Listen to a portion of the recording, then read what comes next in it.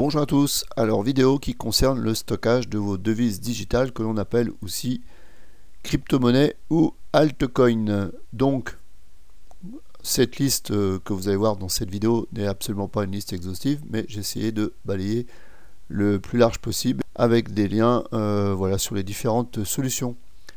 Alors avant de commencer dans le détail, on peut déjà noter une chose, c'est que, bon là je l'ai dit tout à l'heure, un portefeuille, c'est ce qu'on appelle un e-wallet.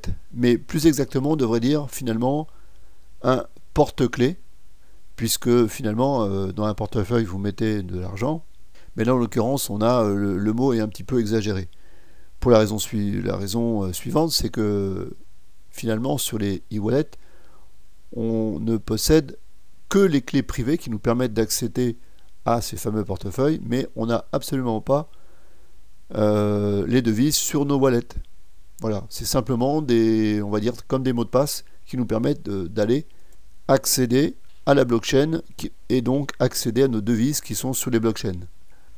Alors ensuite, comment et où surtout stocker donc vos devises digitales? La solution qui vient à l'esprit, bien sûr, ce sont les e-wallets qu'on va trouver directement sur Internet en ligne. Donc là, bien, on va répéter ce que j'ai dit déjà dans les précédentes vidéos sur comment acheter des bitcoins, etc.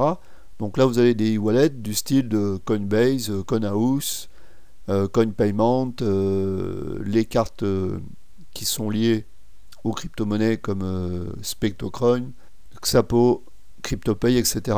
Et puis aussi tous les sites d'échange du style Kraken, Poloniex, Bitrex, Bitfinex, Yobit, etc. Donc ça, vous pouvez bien sûr stocker donc vos différentes crypto-monnaies sur ces sites-là.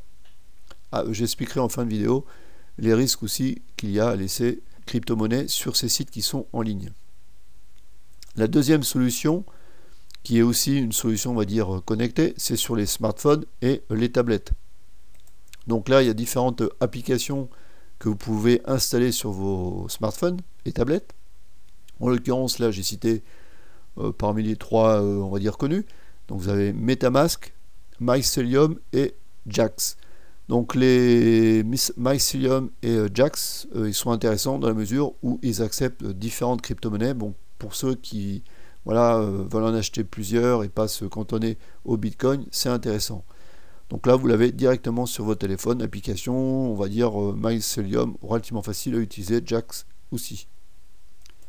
Ensuite, la troisième solution de stocker donc les devises digitales, c'est sur votre ordinateur et plus exactement sur le bureau de votre PC. Donc en gros, vous installez un logiciel sur votre ordinateur. Donc sur votre ordinateur, vous avez différentes solutions de logiciels. Soit vous téléchargez un logiciel qu'on appelle très complet du style Bitcoin Core, qui est le site, voilà, enfin, qui était la référence de départ du stockage de Bitcoin sur PC.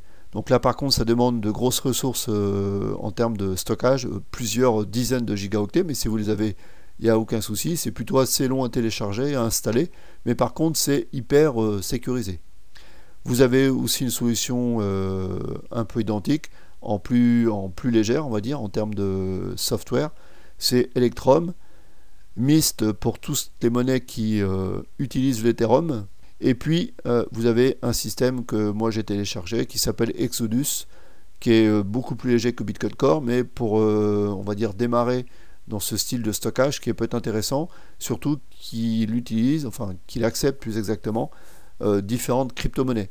Et vous pourrez voir un tutoriel dans la partie tutoriel du site Bitcoin et compagnie sur comment installer Exodus, qui a la particularité aussi d'être en français, ce qui n'est pas forcément le cas des autres. Bon, si vous n'avez pas de problème avec la langue de Shakespeare, eh bien, vous pouvez aller faire vos recherches de votre côté sur ces différents sites, et surtout, il y en a bien sûr d'autres.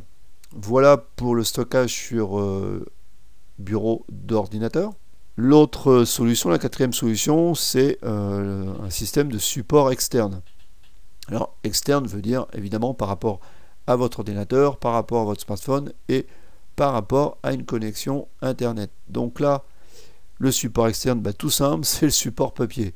Alors oui, je sais, ça peut paraître un peu anachronique, sur ce monde digital et numérique, mais il est possible de stocker donc sa clé privée et donc la clé publique, mais surtout sa clé privée, sur des sites qui permettent de le faire, du style bitaddress.org. Si vous voulez faire la même chose pour le Litecoin, eh bien vous avez le liteaddress.org, et si vous faites des recherches sur internet, vous verrez qu'il y a d'autres sites qui permettent de faire ce genre de support.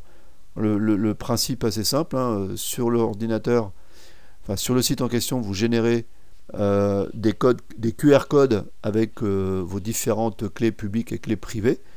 Ces clés privées, c'est ce document qui vous apparaît à l'informatique. Vous l'imprimez. Pour cela, eh bien, il vous faut une imprimante de qualité, du papier de qualité et voilà, de l'encre de qualité, avec toujours le risque évidemment de perdre le papier.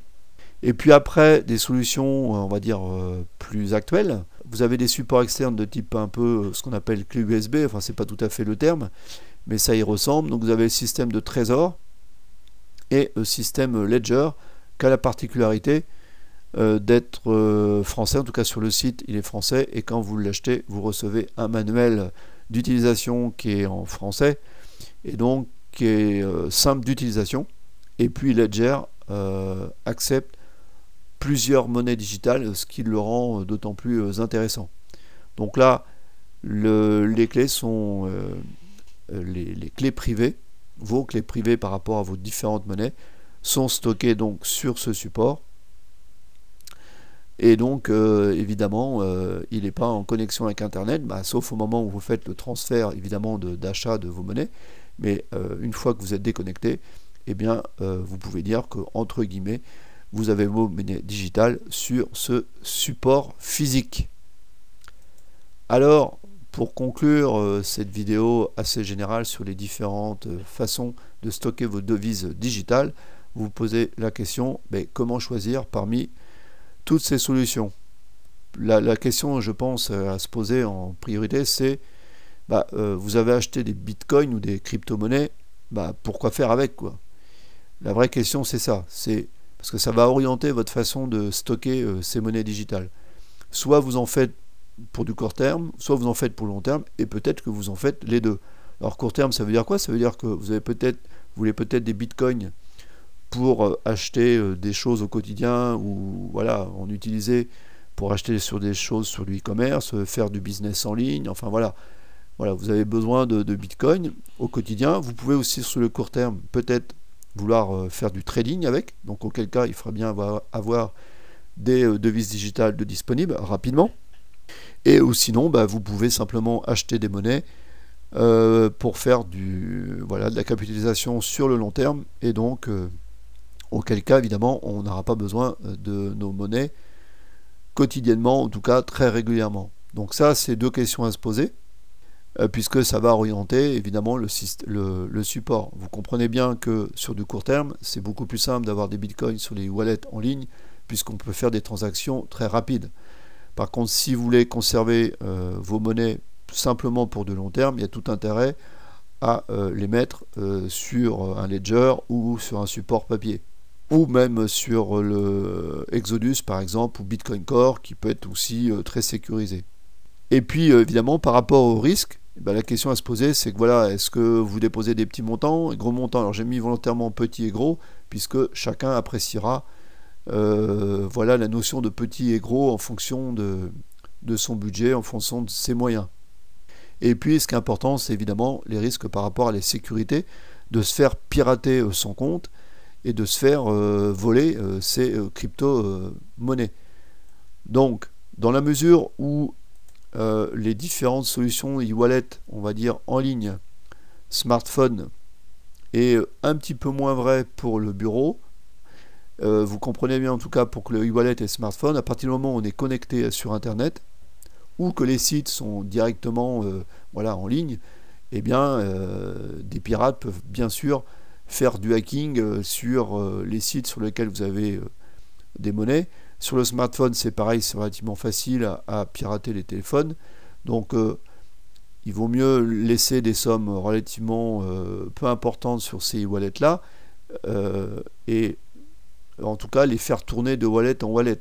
En tout cas les utiliser uniquement à l'usage quotidien. Donc vous n'allez pas mettre, comme dans votre portefeuille, on va dire de monnaie fiduciaire classique, eh bien vous ne trimballez pas avec votre portefeuille avec 5 000 euros en billets dans votre portefeuille, vous avez de la petite monnaie ou 50 euros ou 100 euros, 150 euros pour faire les achats quotidiens.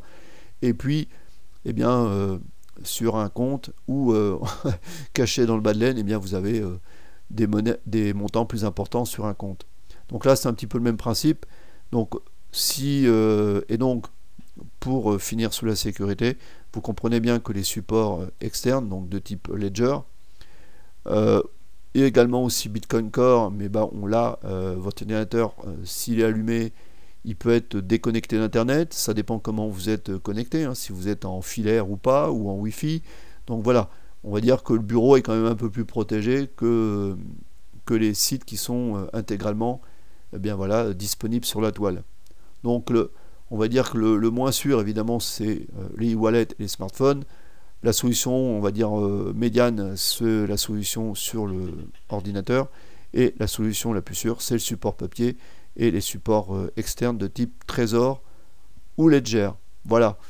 Vous pouvez continuer à vous renseigner sur Internet. Là, j'ai pas cité toutes les solutions, enfin pas forcément toutes les solutions. Là, je crois qu'on a à peu près l'essentiel de ce qui est possible de faire. Après, il existe par, je dirais, solution, justement, différents sites. Mais pour cela, eh bien, je vous laisse à vos recherches. Mais là, vous avez l'essentiel.